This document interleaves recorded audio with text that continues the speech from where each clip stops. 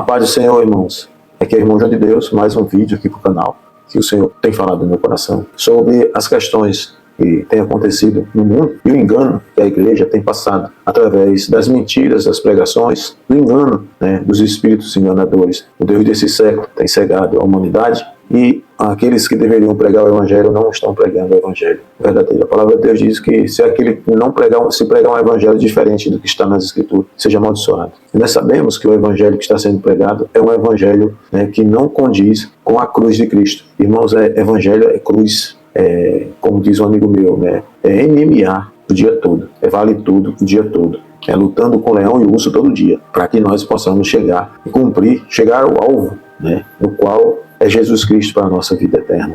E o tema do vídeo de hoje é muito forte, Os escolhidos para um propósito, preparados pelo sofrimento. Irmãos, aqueles que foram escolhidos por Deus, eu e você, fomos escolhidos por Deus para viver um propósito. Nós somos preparados para viver esse propósito através do sofrimento. Satanás, ele a cada dia nos oferece distração, nos oferece as coisas que a nossa carne deseja para nos afastarmos do propósito de Deus. O propósito de Deus, ele está enraizado na cruz.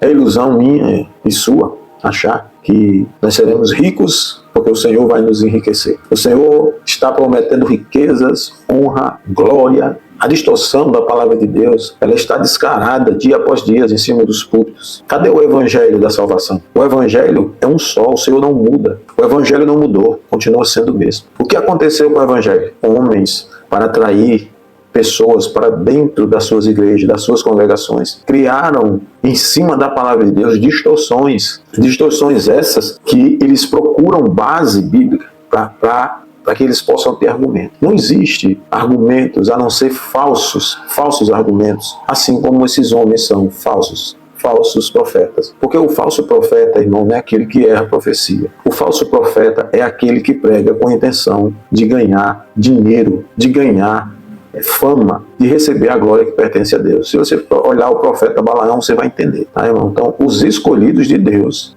você não vai ver escolhido de Deus na Bíblia, irmão, vivendo em mansão, carrão, se gloriando, se colocando na frente do Senhor. O homem, ele está sempre na dependência de Deus. Os filhos de Deus, os escolhidos, estão sempre na dependência de Deus. Eles não estão apoiados, irmão, na oferta, no dízimo. Eles não estão apoiados no carro que foi liberado, num culto de finanças, para que você receba uma promessa de Deus. Você precisa dar algo a Deus, para Deus te dar algo. Irmãos, a única coisa que Deus pede de mim e de você é o coração, que você se entregue a Ele e procure conhecê-lo e saber qual é a sua vontade. Se você procura saber a vontade de Deus, você já está sendo abençoado. A Bíblia diz que quando nós oramos, o Senhor já nos recompensa. Só por nós estar buscando, o Senhor recompensa aqueles que o buscam. Se você já está buscando a Deus, Ele já vai estar te recompensando só porque você está buscando Ele. Você não precisa de estar fazendo coisas mirabolantes para alcançar coisas nessa terra. Irmãos, aqui no texto de Romanos 8 e 18 vai dizer assim: porque para mim tenho por certo que os sofrimentos no tempo presente não podem ser comparados com a glória que em nós há de ser revelada. Você já está entendendo? O sofrimento que eu e você passamos nessa terra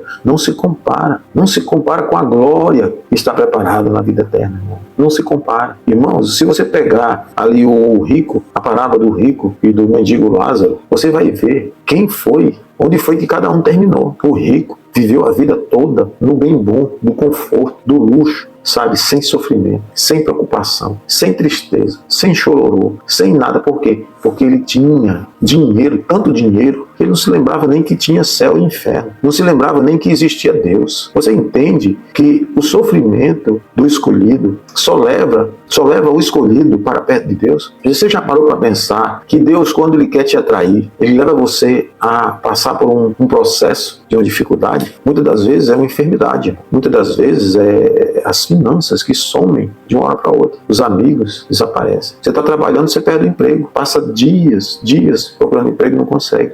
Tem muitos que passam anos procurando emprego e não conseguem. As portas fechadas. E sabe por que demora mais ainda? Porque eu estou buscando a minha vontade. Ainda não me voltei para Deus para que Ele possa me mostrar a sua vontade. Deus é que guia os nossos passos. A palavra de Deus diz que o homem faz plano, mas o Senhor que guia os seus passos. É o Senhor Senhor que guia os nossos passos, irmão. Eu posso fazer o plano que eu quiser, mas o Senhor não vai permitir que eu venha frustrar os planos dele, por isso que é ele que guia meus passos. Você está entendendo? Então, o texto é claro. A glória que há, que em nós há de ser revelada. Haverá uma glória a ser revelada para nós, mas não é aqui. Toda essa trajetória até a vida eterna, irmão, é um processo. O que Deus dá para nós apenas é um refrigério. É um refrigério. Aqui não tem nada de paraíso. Aqui não tem nada, irmãos, que nos dê uma felicidade plena. Não estou aqui para te trazer tristeza ou te trazer desânimo, não. Eu estou aqui para te trazer a realidade. A realidade, andando com o Senhor, é de muita luta, perseguição, batalhas travadas dia e de noite, dentro da sua casa, no seu trabalho, aonde você vai. Se você está fazendo a vontade do Senhor, você já está sendo perseguido, já está sendo caluniado, já está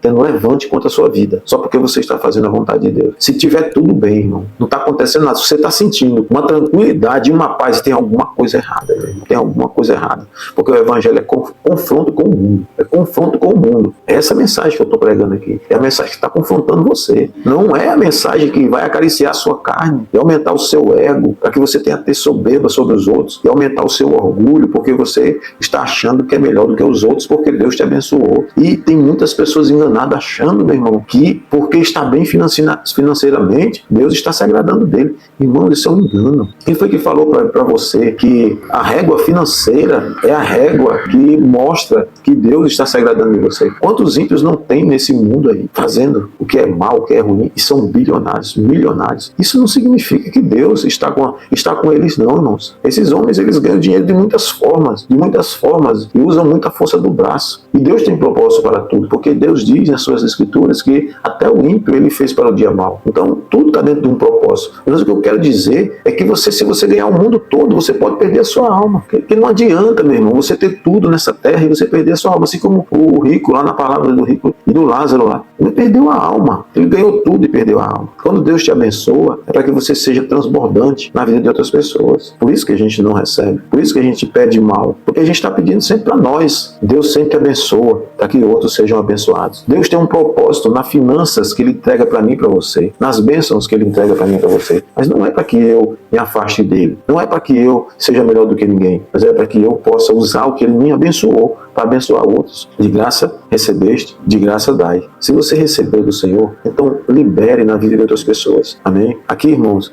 o texto vai dizer, em Jó, capítulo 1, versículo 1, vai dizer assim: havia um homem na terra de Uz, cujo nome era Jó, homem íntegro e reto, temente a Deus, e que se desviava do mal. Mas Jó perdeu seus bens, seus filhos, saúde e perdeu sua reputação e andava nos caminhos do Senhor. O que é que esse homem fez para passar por esse sofrimento? Se você for ler o livro de Jó, a Bíblia diz que Jó vai dizer o seguinte: antes eu conhecia por ouvir falar, hoje eu conheço pessoalmente. Ou seja, Jó conheceu a Deus no meio do sofrimento.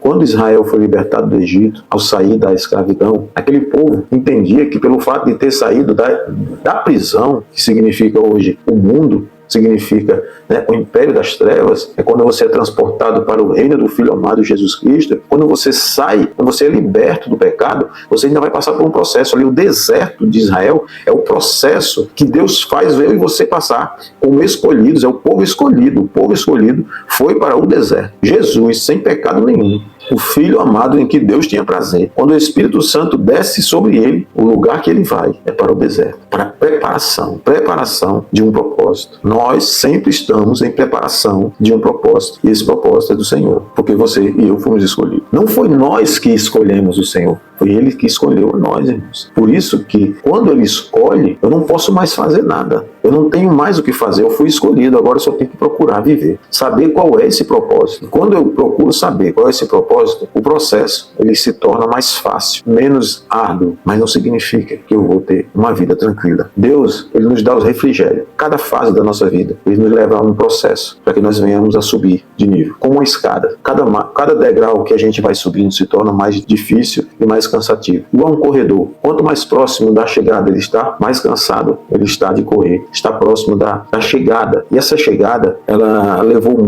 muitos passos. Correu muito. Então, quanto mais você corre, mais você cansa. Mas significa também que o tempo que você está correndo, quanto mais você está cansado, significa que está próximo da linha de chegada. Mas aí depois que eu chego, irmão, acabou? Não, não acabou. Só acaba quando Jesus voltar. Porque a cada fase da nossa vida, Deus nos dá um refrigério. Eu passei naquele processo, daquela fase, Ele me dá um refrigério para que eu recupere minhas forças, para que eu venha a aprender, né, colocar em prática aquilo que Ele me ensinou durante o processo. E quando Ele quer me levar para outro nível, e sempre mais perto dEle, sempre mais próximo de Jesus, significa que eu vou passar por outro processo. Né? A Joyce Meyer, ela costuma dizer que, né, o Senhor é como se fosse um jardineiro, Ele está sempre com a tesoura poldando. Se você está dando fruto, Ele vai poldar para que você dê mais fruto. Se você não está dando fruto, Ele vai te poldar para que você dê fruto. O Senhor sempre vai estar cortando algum galho em nós, irmão, para que nós venhamos fazer a vontade dEle, não a nossa. Olha só, Jeremias foi um escolhido para uma missão dolorosa. Vamos ver aqui o texto. Antes que te formasse no ventre, eu te conheci. Antes que saísse da madre, te santifiquei. Jeremias foi escolhido por Deus para fazer uma missão muito dolorosa. Ele teve rejeição, perseguição, solidão, prisão. Todos nós, irmão. Se você olhar a história de todos eles, como foi que acabou a vida desses homens? Além do sofrimento, terminou numa morte terrível. Porque eles carregavam sobre os ombros o peso da glória de Cristo.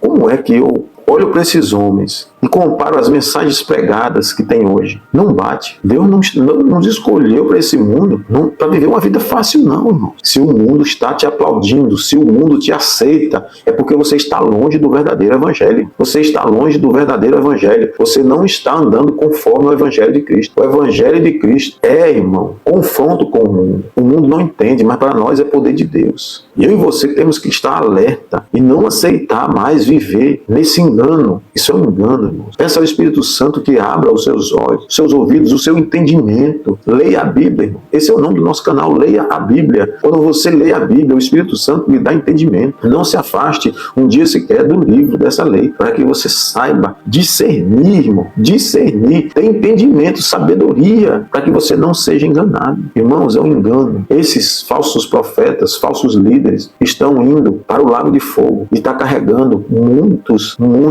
da igreja de Cristo com eles. Mas o Senhor, irmão, nos últimos dias vai derramar sobre toda a carne o Espírito Santo. Muitos vão ser libertos, vão abrir os olhos. E todas as vezes que a mensagem é pregada e não há transformação, não gera reflexão, não gera nada dentro de nós para que haja mudança, esse evangelho, irmão, não é o evangelho de Cristo. Pegue os discursos de Jesus, pegue as pregações de Jesus. Você sabe quem é que o povo aplaudia? Os fariseus. Quando você olha para Jesus, um homem sem pecado, um homem que só amou, curou enfermos, fez tudo de bom, sabe, irmão? Jesus fez tudo enquanto estava aqui, ainda faz. Mas enquanto ele pisou aqui como homem, Jesus só fazia o que era bom e ele foi perseguido. Sabe por quê? Porque ele dizia que era filho de Deus. Quando você diz que aceitou Jesus como Senhor e Salvador, você está se declarando filho de Deus. O inferno, o mundo todo te persegue e sua vida começa a ter ação de verdade, irmão. E não é essa vida de mamão com açúcar. Não existe isso. Esse evangelho é mentira. Esse evangelho que estão pregando